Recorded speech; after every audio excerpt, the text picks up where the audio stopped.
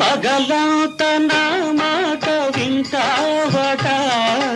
పడకిల్లు చేరంగ జయరాదట